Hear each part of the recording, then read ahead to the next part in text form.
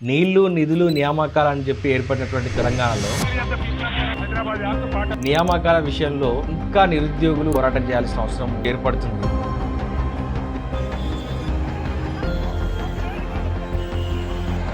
తెలంగాణ సాధించాలి, లేకపోతే మనకు బతుకు లేదు, యువతకు అసలే బతుకు లేదు అనే అంశాన్ని చెప్పడం జరిగింది. ఆ మేధావులను నమ్మి చాలా మంది నిరుద్యోగులు తెలంగాణ కోసం ప్రాణాలు అర్పించారు.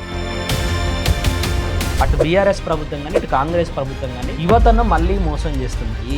లాలో ఒక ప్రిన్సిపల్ ఉంటుంది, ఎంత పెద్ద తప్పు చేసినకైనా ఒక అవకాశం ఇవ్వాలి, వాని వాదన వినాలి అనేటటువంటి అవకాశం ఉంటుంది. మాకు నిజంగా టాలెంట్ ఉందా లేదా, మేము ఉద్యోగం సంపాదిస్తామా లేదా అని నిరూపించుకోవడానికి ఒక అవకాశం కావాలి నిరుద్యోగులకు. మేము ఉద్యోగం కొట్టాలి, కానీ కొట్టాలి అని అంటే ఫస్ట్ నోటిఫికేషన్ కావాలి కదా. తెలంగాణ అట్టడుగు స్థానం నుంచి 3వ ర్యాంకులో ఉన్నది నిరుద్యోగిత రేట్లో. నేషనల్ స్టాటిస్టికల్ ఆఫీస్ వాళ్ళు దీన్ని ఎవ్రీ ఇయర్ రిలీజ్ చేస్తారు. నిరుద్యోగంలో తెలంగాణ 3వ స్థానంలో ఉన్నది. తెలంగాణ వచ్చిన తర్వాత మాకు ఉద్యోగాలు వస్తాయనేటటువంటి భద్రత కానీ భరోసా కానీ నిరుద్యోగులకు ఈరోజు లేదు.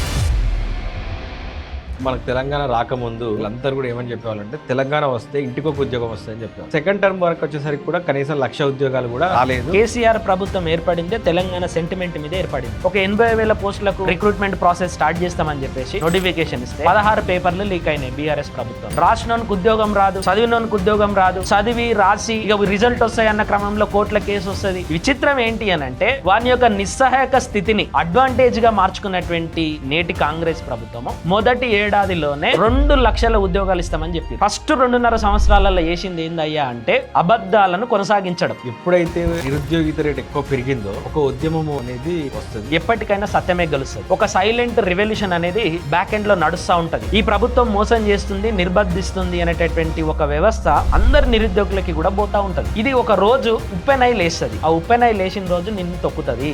ఎవ్వనికి అధికారం శాశ్వతం కాదు.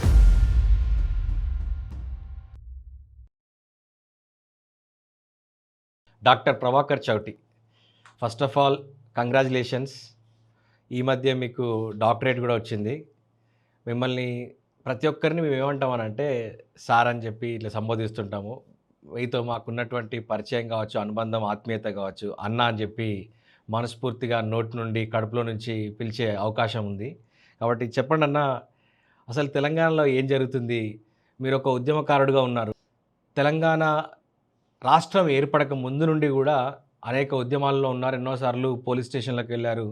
బట్ ప్రస్తుతము నీళ్లు, నిధులు, నియామకాలు అని చెప్పి ఏర్పడినటువంటి తెలంగాణలో నీళ్లు, నిధుల గురించి పక్కన పెడితే నియామకాల విషయంలో ఇంకా నిరుద్యోగులు రోడ్లెక్కి పోరాటం చేయాల్సిన అవసరం ఈరోజు కూడా ప్రతిరోజు ఏర్పడుతుంది. అసలు వాస్తవానికి ఏం జరుగుతుంది తెలంగాణలో? అంటే ఉమ్మడి ఆంధ్రప్రదేశ్లో ఏదైతే దగ, మోసం, కుట్ర ఈ నిరుద్యోగుల మీద, యువత మీద జరిగిందో అదే రకమైనటువంటి దగ, మోసం, అబద్ధాల పరంపరల నుండి వచ్చినటువంటి ప్రభుత్వాలు చేస్తూ ఉన్నాయి.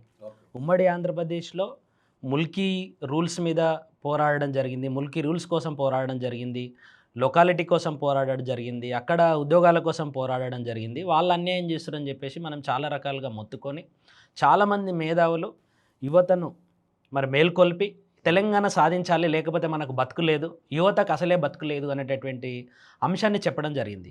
ఆ మేధావులను నమ్మి వాళ్ళు ఇచ్చినటువంటి జ్ఞానాన్ని నమ్మి చాలామంది నిరుద్యోగులు ఆత్మహత్యలు చేసుకున్నారు. ఈ తెలంగాణ కోసం ప్రాణాలు అర్పించారు. అట్లాంటి యువత యొక్క ప్రాణాలతోటి చెలగాటమాడినటువంటి యుద్ధం నుండి వాళ్ళ యొక్క శవాల పైన నుండి వచ్చినటువంటి అధికారాన్ని చేతబట్టుకొని అటు బీఆర్ఎస్ ప్రభుత్వం కానీ ఇటు కాంగ్రెస్ ప్రభుత్వం కానీ యువతను మళ్ళీ మోసం చేస్తున్నాయి. మళ్ళొక్క మోసం పరంపరలోకి యువత పోతూ ఉన్నారు. కాబట్టి ఈరోజు కూడా నిరుద్యోగులకు అదే ఆక్రందన ఉన్నది, అదే నిరాశ ఉన్నది, అదే అభద్రతా భావం ఉన్నది. తెలంగాణ వచ్చిన తర్వాత మాకు ఉద్యోగాలు వస్తాయి అనేటటువంటి భద్రత కానీ భరోసా కానీ నిరుద్యోగులకు ఈరోజు లేదు. సో 1969 తెలంగాణ ఉద్యమం చూసుకున్నప్పుడు తర్వాత తెలంగాణ ఉద్యమం విఫలమైన తర్వాత 1969 తెలంగాణ ఉద్యమము తెలంగాణ ప్రత్యేక రాష్ట్రాన్ని ఏర్పాటు చేయడంలో ఆ రోజు మర్రి చెన్నారెడ్డి ముఖ్యమంత్రిగా ఉన్నప్పుడు ఇది పొలిటికల్గా హైజాక్ అయింది. తర్వాత ఉద్యమం విఫలమైనప్పుడు ఆ రోజు మనము యువత అంతా కూడా నక్సలిజం వైపుకు వెళ్ళిపోయి చాలా ఎక్స్ట్రీమిస్టులుగా మారిపోయి నిరాశ నిస్పృహలతో ఉన్నటువంటి యువత అంతా కూడా అటువైపు వెళ్ళారు. బట్ ఇప్పుడు ఇక్కడ మారుతున్నటువంటి 1991 ఎల్పిజి రిఫార్మ్స్ తర్వాత మారుతున్నటువంటి ఈ ఆర్థిక సంస్కరణల తర్వాత చూసుకుంటే మనము యువత ఏదో రకంగా వాళ్ళకి కొంత ఫాడర్ దొరుకుతుంది. ఏదో రకంగా పొట్టకూటికి కోసం బతకగలుగుతున్నారు, చేస్తున్నారు.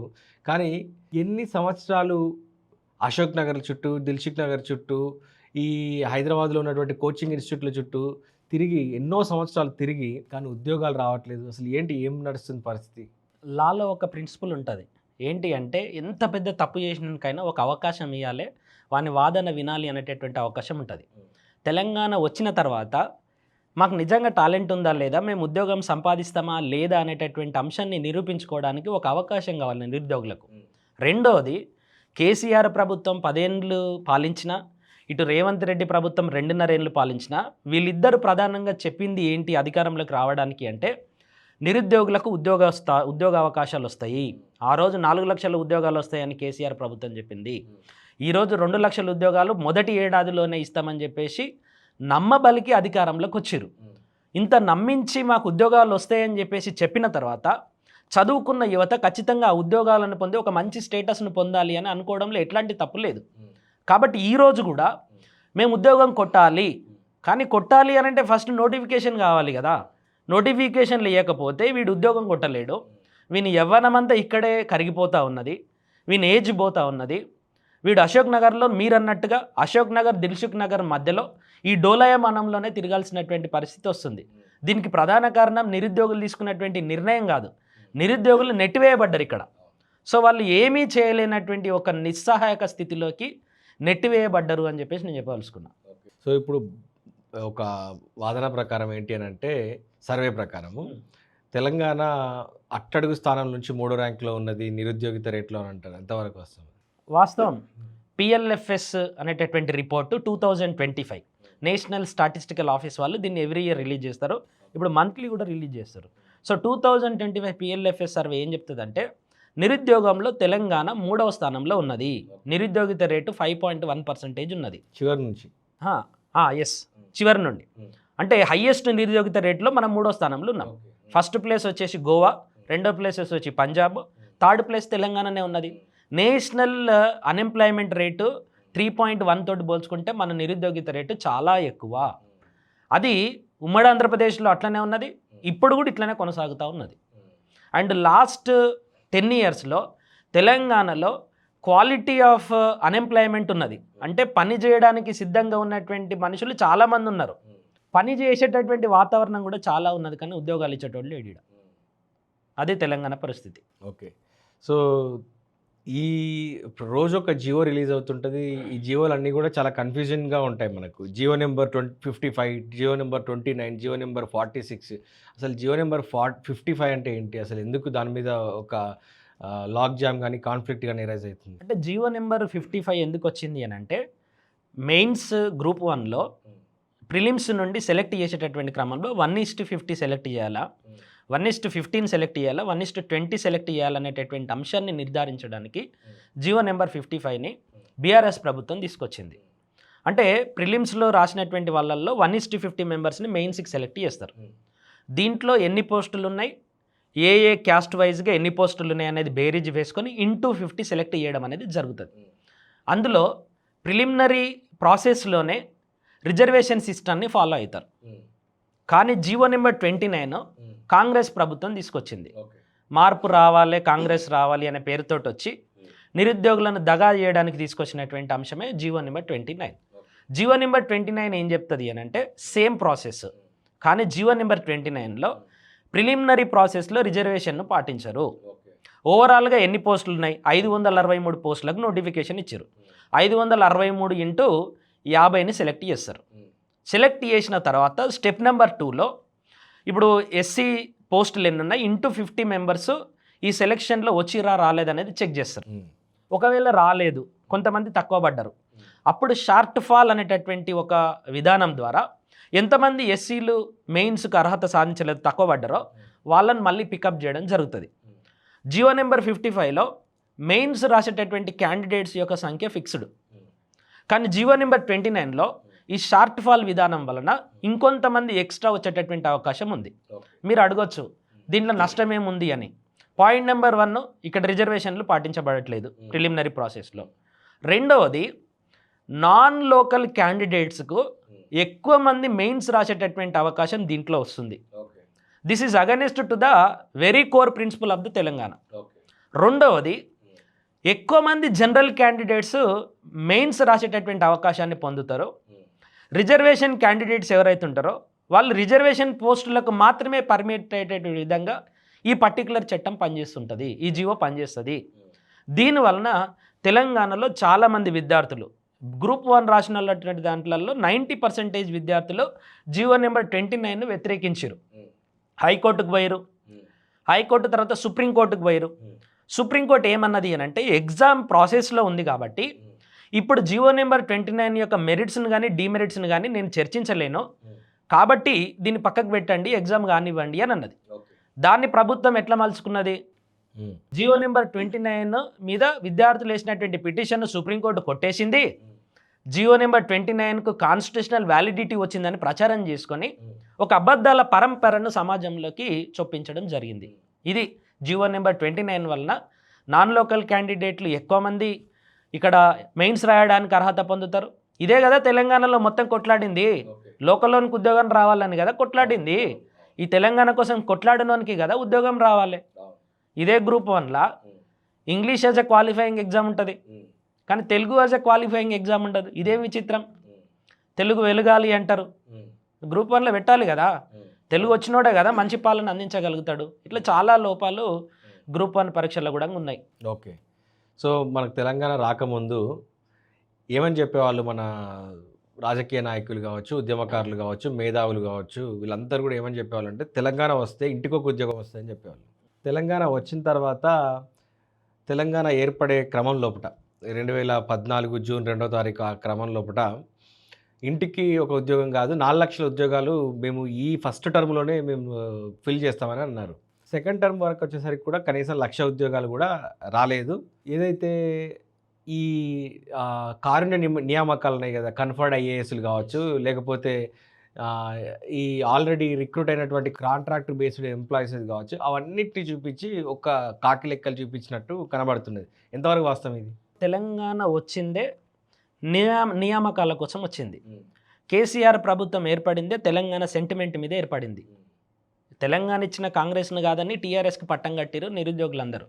కట్టిన తర్వాత ఏం జరిగింది? ఫస్ట్ టర్మ్ మొత్తం ఉద్యోగాలు లేవు. కాకి లెక్కలు చూపించడం అంటే ఏంటి? అవుట్ సోర్సింగ్ వాళ్ళని పర్మనెంట్ చేయడం, కాంట్రాక్ట్ వాళ్ళని పర్మనెంట్ చేయడం, ఇదంతా నిజమైన నిరుద్యోగులకు నష్టమే. మేబీ వాళ్ళ యొక్క భరోసా కోసము నిజంగా 10 ఏళ్ళు 15 ఏళ్ళు సర్వీస్ ఇచ్చిన వాళ్ళకి చేయొచ్చు, కానీ చాలామంది ఈ పేరు మీద అక్రమార్కులు ఉద్యోగాలు పొందిరు. తర్వాత లాస్ట్కు పోయేటప్పుడు ఒక 1 ఇయర్ ముందు నేను 80,000 ఉద్యోగాలు ఇస్తానని చెప్పేసి ఉద్యోగాలు ఇవ్వడాన్ని కూడా ప్రచారం చేసుకునే స్థాయికి వచ్చారు. అంటే ఉద్యోగ నోటిఫికేషన్లు ఇవ్వడం కూడా ఒక ప్రచారం. ఉద్యోగ నోటిఫికేషన్లు అనేది ఒక క్యాలెండర్ ప్రకారం యూపీఎస్సీ ఎట్లయితే ప్రతి సంవత్సరం ఒక క్యాలెండర్ ఇచ్చి నియామకాలు చేస్తుందో అన్ని రాష్ట్రాలలో కూడా అట్లనే జరగాలి కదా. నియామకాలు ఇవ్వడానికి ముందు అసెంబ్లీలో మాట్లాడతారు, మొత్తం సెన్సేషనల్ న్యూస్ చేసి ఒక 80,000 పోస్టులకు మేము రిక్రూట్మెంట్ ప్రాసెస్ స్టార్ట్ చేస్తామని చెప్పేసి దాంట్లో ఒక 60,000 పోస్టులకు నోటిఫికేషన్ ఇస్తే 16 పేపర్లు లీక్ అయినాయి బీఆర్ఎస్ ప్రభుత్వంలో. 2-3 సంవత్సరాలు సిన్సియర్గా చదివినటువంటి విద్యార్థులు, ఇక్కడ నిజాయితీగా పారదర్శకంగా నియామకాలు జరుగుతాయి అన్నటువంటి విద్యార్థులకు ఒక శరాఘాతమే ఇది. రాసినోనికి ఉద్యోగం రాదు, చదివినోనికి ఉద్యోగం రాదు, చదివి రాసి ఇక రిజల్ట్ వస్తాయన్న క్రమంలో కోర్టుల కేసు వస్తుంది. నిరుద్యోగులు ఎంత తీవ్రమైనటువంటి మానసిక క్షోభకు గురవుతారు. 3 సార్లు ప్రిలిమ్స్ రాయాల్సినటువంటి పరిస్థితి. ఓవరాల్గా బీఆర్ఎస్ ప్రభుత్వం ఏం చేసింది? నోటిఫికేషన్లు ఇచ్చింది కానీ నియామకాలు ఇవ్వలేదు. ఆపరేషన్ సక్సెస్, పేషెంట్ డెడ్, అట్లా ఉన్నది బీఆర్ఎస్ ప్రభుత్వం. అందుకే సెకండ్ టర్మ్లో వాళ్ళు బీఆర్ఎస్ ప్రభుత్వమే డెడ్ అయింది. అదే ఇప్పుడు ఒక నక్క ప్రమాణం చేసిందంట, మీ అందరినీ నేను కాపాడుతాను. బీఆర్ఎస్ వాళ్ళు కూడా లాస్ట్కి అట్లనే చేసిరు. కానీ నిరుద్యోగులు అందరూ చదువుకున్న వాళ్ళు కదా, పాలిటీ చదివిరు, కాన్స్టిట్యూషన్ చదివిరు, తెలంగాణ ఉద్యమం చదివిరు, హిస్టరీ చదివిరు. వాళ్ళు ఎందుకు నమ్ముతారు నీ నక్కజిత్తుల మాటల్ని? రిజల్ట్ ఏమైంది? ఓడగొట్టిరు. ఈ విచిత్రం ఏంటి అని అంటే ఒకడు ఒక వ్యవస్థకు బలి అయిపోయి లీకులు జరిగి నిస్సహాయక స్థితిలో ఉన్నప్పుడు వాని యొక్క నిస్సహాయక స్థితిని అడ్వాంటేజ్గా మార్చుకున్నటువంటి నేటి కాంగ్రెస్ ప్రభుత్వము చాలా హామీలు ఇచ్చి నిరుద్యోగులను నమ్మించింది, నమ్మబలికింది. ఎట్లా నమ్మబలికింది? మొదటి ఏడాదిలోనే 2 లక్షల ఉద్యోగాలు ఇస్తామని చెప్పారు. చాలా ప్రూఫ్స్ ఉన్నాయి దీనికి. తర్వాత 2 లక్షల ఉద్యోగాలతో పాటు ఎక్కడ కూడా ఎగ్జామ్ ఫీజు ఉండదు, 0 ఎగ్జామ్ ఫీజు అన్నారు. టీజీపీఎస్సీని ప్రక్షాళన చేస్తామన్నారు. ఇవన్నీ విషయాలు చెప్పి అధికారంలోకి వచ్చినటువంటి కాంగ్రెస్ పార్టీ ఫస్ట్ 2.5 సంవత్సరాలలో చేసింది ఏందయ్యా అంటే అబద్ధాలను కొనసాగించడం. అంటే నాటి ప్రభుత్వంలో ఏదైతే సంస్కృతి నడిచిందో అదే సంస్కృతిని వీళ్ళు కంటిన్యూ చేస్తారు. అదే అబద్ధాన్ని నిజంగా నమ్మించాలని చెప్పేసి ప్రయత్నం చేస్తూ ఉన్నారు. సేమ్ పరంపర, ఇక్కడ లీక్ జరగలేదు కానీ మిగతా అన్నీ సేమ్. 2 లక్షల ఉద్యోగాలు లేవు, ఎగ్జామ్ ఫీజు 1000 రూపాయలు పెంచిరు, వయోపరిమితిని పెంచడం లేదు. ఇంకా వీళ్ళు ఇస్తున్నటువంటి మాటలు ఏది కూడా నెరవేర్చినటువంటి దాఖలాలు లేవు. నెరవేర్చకపోగా నిరుద్యోగులను రెచ్చగొట్టేటట్టు రోజుకొక అబద్ధాన్ని తీసుకురావడం అనేది అయితే జరుగుతుంది.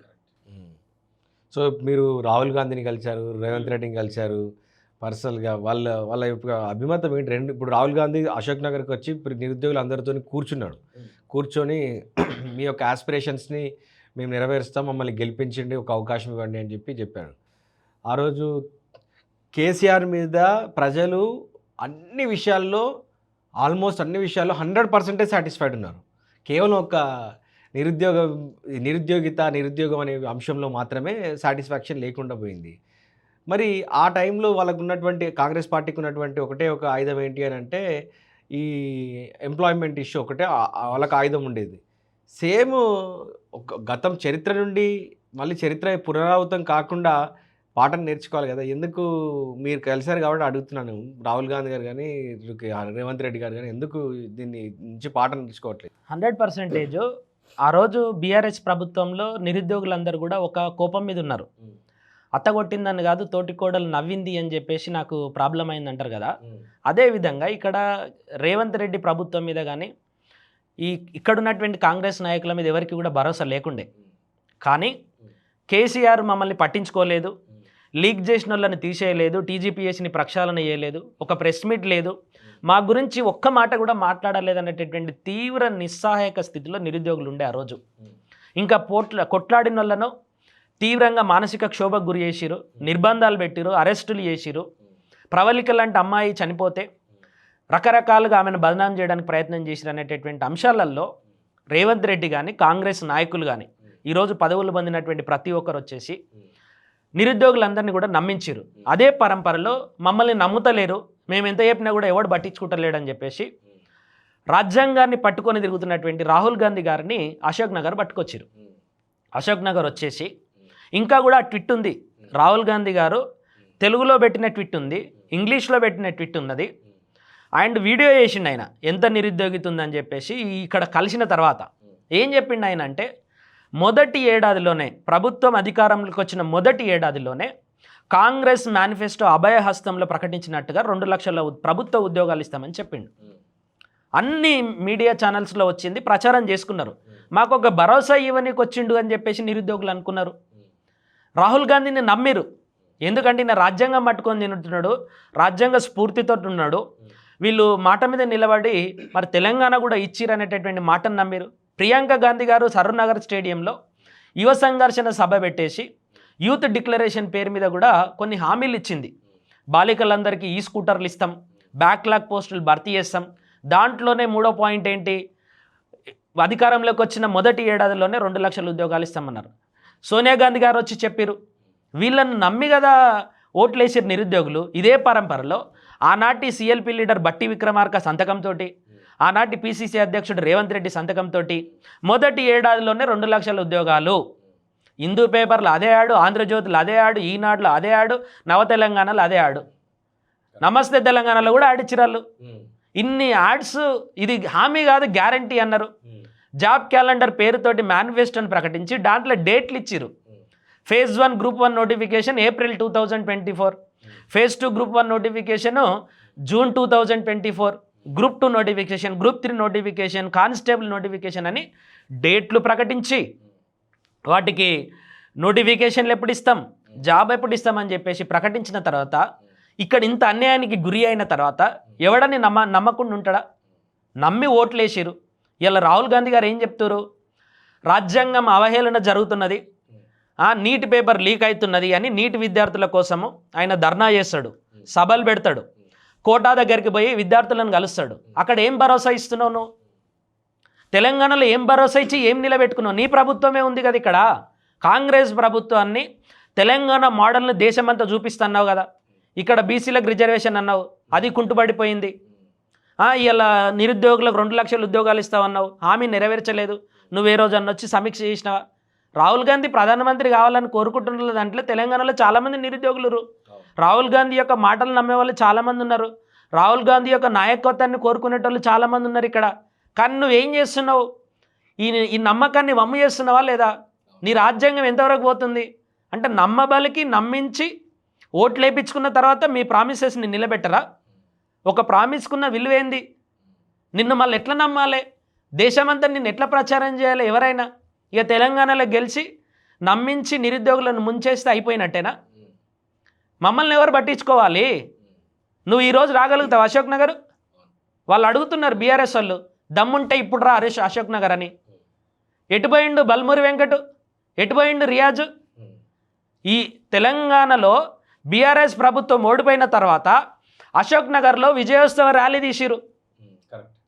విజయోత్సవ ర్యాలీలో నిరుద్యోగులందరూ కూడా మీకు జేజేలు వలికిరు, పువ్వులు జల్లిరు. మీరు హామీలు ఇచ్చినటువంటి దాన్ని విపరీతంగా ప్రచారం చేసి చిక్కడపల్లి లైబ్రరీలో దండలేపించుకురు, పూలు జల్లించుకురు. సిగ్గు అనిపిస్తలేదా ఈరోజు? ఎటుపోయారు మీరంతా పూలు జల్లించుకున్న వాళ్ళనంతా? విద్యార్థులు శవాలై ఉంటే వాళ్ళ మీద పూలు చల్లుతారా మీరు? విద్యార్థులను నిర్బంధిస్తారా? అరెస్టులు చేస్తారా? కేసులు పెడతారా? ఏం చేసిరు విద్యార్థులు? మీరు ఇచ్చిన హామీని నిలబెట్టండి అని అడిగిరు. చిక్కడపల్లి లైబ్రరీలో ఎవరు ఉండాలి? విద్యార్థులు ఉండాలి. ఇలా పోలీసులు ఉన్నారు, ఇంటెలిజెన్స్ వాళ్ళు ఉన్నారు, ఎస్ఐబి వాళ్ళు ఉన్నారు. ఏం వ్యవస్థ ఇది? ఇదా విద్యార్థులు కొనుక్కున్నటువంటి ప్రజాపాలన? ఇంటింట సౌభాగ్యం ఇందిరమ్మ రాజ్యం రావాలంటే ప్రతి లైబ్రరీలో పోలీసులు రావడమా? This is not the fact. ఇది కాదా? మీకు ఉద్యోగాలు వచ్చినాయి నిరుద్యోగ అంశం మీద కొట్లాడినందుకు. మరి మిగతా నిరుద్యోగులకు ఉద్యోగాలు రావద్దా? నిరుద్యోగుల తరపున కొట్లాడిన వాళ్ళకు కూడా ఉద్యోగాలు వచ్చినాయి. అదే అంటున్నా. కానీ నిరుద్యోగులకు ఉద్యోగాలు రాలేదు కదా. ఒక్కరన్నా మాట్లాడుతురా ఈరోజు అంటున్నా. నేను ఏ డిబేట్లో అయినా పాల్గొనడానికి, చర్చించడానికి బహిరంగ సభలో కూడా సిద్ధమే. 2 లక్షల ఉద్యోగాల హామీని మీరు ఇచ్చిరా లేదా? ఒక మాట చెప్పండి, నేను చూపిస్తా ఇచ్చిరని. మీరు నెరవేర్చలేదు, 2.5 సంవత్సరాలు అయింది. నిరుద్యోగులకు క్షమాపణలు చెప్పండి. మేము మాట మీద నిలబడేటోళ్ళం కాదు. ఆర్ట్స్ కాలేజ్ ముందల ముక్కు నెలకు రాయండి, మాది తప్పైంది, మేము దొంగ హామీ ఇచ్చినాం, మాకు ఫైనాన్షియల్ స్టేటస్ తెలియదు, అసలు మేము ఏమి ఇచ్చినామో మాకే గుర్తులేదు, సో మేము ఒక మైకాంలో ఇచ్చినామని చెప్పేసి ముక్కు నెలకు రాయండి. తెలంగాణ ప్రజలకు క్షమాపణలు చెప్పండి. క్షమించే గుణం ఉన్నది మాకు. ఇంకా జీవితంలో మీ ముఖం చూడరు ఎవడు. అట్లా నన్ను ఉందా నిబద్ధత? ఏది లేకుండా విద్యార్థుల మీద కేసు పెట్టడం ఎంతవరకు న్యాయం? ఇదే పరంపరలో అశోక్ నగర్లో కానీ దిల్సుఖ్ నగర్లో కానీ విద్యార్థులు రోడ్లపైకి వస్తున్నారు. విద్యార్థుల రోడ్లపైకి రావడానికి ప్రధాన కారణం ఈ మొత్తము ఉద్యోగాలు పొందినటువంటి రాజకీయ నిరుద్యోగులు ఎవరైతే కాంగ్రెస్ వాళ్ళు ఉన్నారో వాళ్ళు ఇచ్చినటువంటి హామీలే. నాకు ఒక విషయం అర్థం కాదు. ముందు నుంచి కూడా 1970s 1969 తెలంగాణ ఉద్యమం మొదలైనప్పుడు కూడా ఎప్పుడైతే నిరుద్యోగిత రేట్ ఎక్కువ పెరిగిందో ఒక ఉద్యమం అనేది వస్తుంది. తెలంగాణలో అయితే నక్సలిజం వచ్చింది. అది నక్సల్ బరి నుండి శ్రీకాకుళం నుండి తెలంగాణలో ల్యాండ్ అయింది, అది వచ్చింది. ఆ తర్వాత చాలా వరకు అది సబ్సైడ్ అయిపోయింది, ఇప్పుడు కంప్లీట్గా లేకుండానే పోయింది. అయితే ఈ ఉద్యోగాల కోసం అడుగుతున్నటువంటి నిరుద్యోగులు కావచ్చు, ఉద్యమకారులు కావచ్చు, వేరే సంస్థలు కావచ్చు, వీడు ఆ నిరుద్యోగాన్ని దీన్ని అడ్రస్ చేయకుండా ఎంతసేపు పోలీస్ రిక్రూట్మెంట్లు అనేది చేసుకుంటుంటారు. లాస్ట్ బీఆర్ఎస్ ప్రభుత్వంలో, టీఆర్ఎస్ ప్రభుత్వంలో ఫస్ట్ టర్మ్, సెకండ్ టర్మ్లో విపరీతంగా పోలీస్ రిక్రూట్మెంట్లు జరిగినాయి. కానీ ఈసారికి వచ్చేసరికి పోలీస్ రిక్రూట్మెంట్ కూడా ఆశించిన స్థాయిలో, అనుకున్నంత స్థాయిలో జరగట్లేదు. అంటే ఒక ఉద్యమం జరిగితే ఆ ఉద్యమాన్ని అంచడానికి ప్రభుత్వానికి ఒక యంత్రాంగం కావాలి కాబట్టి, పోలీస్ యంత్రాంగం లాంటి ఒక కానిస్టేబులరీ వ్యవస్థ కావాలి కాబట్టి, అందులో మళ్ళీ గ్రూప్ 1, గ్రూప్ 2 లేదా ఎస్ఐ లాంటి పోస్టులు ఉండవు, అన్ని కానిస్టేబులరీ పోస్టులే ఉంటాయి. ఎందుకంటే పోలీస్ వ్యవస్థ అంతా కూడా కానిస్టేబులరీ మీదే నడుస్తుంటుంది. సెకండ్ ARC రిపోర్ట్ ప్రకారం, వీరప్ప మొయిలీ రిపోర్ట్ ప్రకారం కూడా దాని మీద నడుస్తుంటుంది. నాకు అర్థం కాదు ఎందుకు ఈసారి ఈ పోస్టులను కూడా తగ్గించారు. అంటే ప్రభుత్వానికి ఎక్కడ కూడా డైరెక్షన్ లేదు. నిరుద్యోగులు ఏం చేయగలుగుతారు? మేము కేసులు పెట్టి భయపట్టిస్తాం, మేము నిర్బంధం చేసి భయపట్టిస్తాం, మేము ఉల్టా బదనాం చేయడానికి ఐటీ ఆఫీసులు పెట్టి కామెంట్లు పెట్టిస్తాం, నిరుద్యోగులలో ఎవరైతే ఉద్యమం చేస్తుంటారో వాళ్ళ మీద కేసులు వేస్తాం, వాళ్ళని బీఆర్ఎస్ ప్రచారకులుగా, బీఆర్ఎస్ ఏజెంట్లుగా, బీజేపీ ఏజెంట్లుగా ప్రచారం చేస్తాం, వాళ్ళని మానసికంగా తొక్కుతాం, నైతికంగా కూల్చేస్తాం, ఇంకేదైనా కావాలంటే ఇంకొక గ్యాంగుకి డబ్బులు ఇచ్చి ఇదే ఉద్యమంలోకి వాళ్ళని జొప్పించి ఈ ఉద్యమాన్ని విచ్ఛిన్నం చేయగలుగుతాం అనేటటువంటి కాన్ఫిడెన్స్ ప్రభుత్వానికి ఉన్నది. కానీ వాస్తవం ఏంటి అని అంటే ఎప్పటికైనా సత్యమే గెలుస్తుంది. ఒక సైలెంట్ రివల్యూషన్ అనేది బ్యాక్ ఎండ్లో నడుస్తూ ఉంటుంది. ఏమని? ఈ ప్రభుత్వం మోసం చేస్తుంది, నిర్బంధిస్తుంది అనేటటువంటి ఒక వ్యవస్థ అందరి నిరుద్యోగులకి కూడా పోతూ ఉంటుంది. ఇది ఒక రోజు ఉప్పెనై లేస్తుంది. ఆ ఉప్పెనై లేచిన రోజు నిన్ను తొక్కుతుంది. ఎవ్వనికి అధికారం శాశ్వతం కాదు. గడాఫీ పోయిండు, సద్దాం హుసేన్ పోయిండు, ఈ ప్రపంచంలో ఉన్న నియంత్రణలందరూ కనుమరుగయ్యారు, ఈ హైదరాబాద్లో కట్టినటువంటి నిజాం కోటలు కూడా బద్దలైపోయినాయి. ఏడో నిజాము నేనే రాజు నేనే మంత్రి అని చెప్పేసి ఉన్నటువంటి ఏడో నిజాము ఈ ప్రజాస్వామ్యంలో వచ్చినటువంటి కొన్ని మార్పుల వలన తన యొక్క కింగ్డమ్ను పొడగొట్టుకోవాల్సి వచ్చింది. తర్వాత రాజు ప్రముఖగా ఉన్నాడు. ఏది మన కింగ్ కోటిలో ఉండేటోడు 11 ఏళ్ళు రాజు ప్రముఖగా ఉన్నాడు. అంతకుముందు నిజాం రాజును ముట్టుకోవాలంటే ఆయన గురించి మాట్లాడాలని అంటే ఇది పడేది. కానీ 11 ఏళ్ల కాలంలో ఆయన రాజు ప్రముఖగా ఉంటే ఆయన వెహికల్ పోయేటప్పుడు ఒక లైట్ ఆగేది కాదు, ఒక ట్రాఫిక్ ఆగేది కాదు. ఆయన చనిపోయిన తర్వాత మాత్రమే అరే ఈయన ఒక రాజు ఉండే, ఈయన చనిపోయింది అనేటటువంటి విషయం ప్రజలకు తెలిసింది.